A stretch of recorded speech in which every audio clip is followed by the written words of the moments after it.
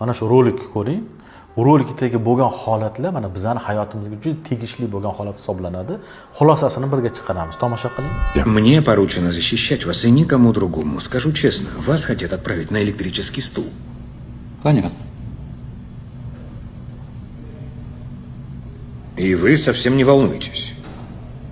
А это поможет. Начальство не всегда право.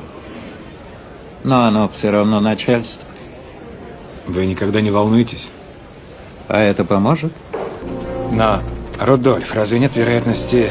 Что дома меня ожидает расстрел? Да. Вы не волнуетесь? А это поможет? Xo'p, qaranglar endi. Nima xulosa chiqarishimiz kerak? Bu odamda juda katta muammolar bor. Ya'ni elektr stolga o'tirishi mumkin, otilishi mumkin, lekin yonidagi odam nimaga siqilmaysiz desa, foydasi bormi deydi. Mana shu oltin qoida bo'lishi kerak. Bizani aholimizda, bizani odamlarimizda, ayniqsa ayollarimizda mana shu siqilish protsessi shunaqa yuqori cho'qqiga chiqqan. Mana bugun bo'lgan holat. Mana shu juda to'g'ri keladi. Bir ayol to'y qilyaptilar. To'y qilamadi, nevrozga tushib qolgan. Qarang. Mana to'y qilganlar eslasin. To'y qilmoqchi bo'lasizda, mablag' yo'q, kam. Lekin to'yi oxirida to'yingizni chiroyli o'tkazgandan keyin hisob-kitob qilsangiz, qanchadir ko'p mablag' ishlatib bo'lasiz. Qayerdan oldim deysiz. Bu ya'ni Allohning barokati. Ya'ni sizni to'yingizga rizq yozilib bo'lgan. Xuddi shunday sizning muammolaringizda ham yechim yozilib bo'lgan. Faqat biz sababini qilishimiz kerak.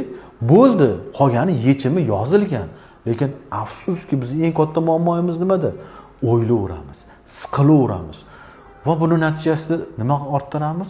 To'y qilib sahr orttiramiz. To'y qilib davrini orttiramiz. Ozgina hayotimizda muammo bo'lib qolsa, shuni siqilib o'ylarib qanaqadir kasallik orttiramiz. Qarang, qoida. Siz siqilsangiz ham shuni oxiri yechimi aniq yozilgan taqdiringizda. Siz siqilmasangiz ham xuddi shu yechim bo'ladi. Agar siz siqilsangiz yaxshi tomonga o'zgarib qolmaydi. Aksincha nima bo'lsa bo'ladi, faqat siqilganingizda sog'lig'ingizni tashab ketasiz shu joyga. Siqilmasangiz sog'lig'ingizni o'zingiz bilan olib ketasiz. Ya'ni o'ylash, siqilish, bitta narsa ustida ko'p bosh qotirish sizni organizmingizni, ayniqsa salomatligingizni ancha yomon tarafga o'zgartiradi. Shuning uchun iltimos, bir muammoingiz bormi? Inshaalloh hal bo'ladi. Taqdir yozilib bo'lgan o'sha. Hal bo'ladi. Sababini qiling bo'ldi. Qolgani taqdirda yozilgan. Sog' bo'linglar, xonadoninglarda tinchlik, xotirjamlik, ofiyat tark etmasin. Bu juda muhim, ayniqsa ayollarga tegishli. Ko'p o'ylab siqilavermanglar. Bir kasallik orttirasizlar.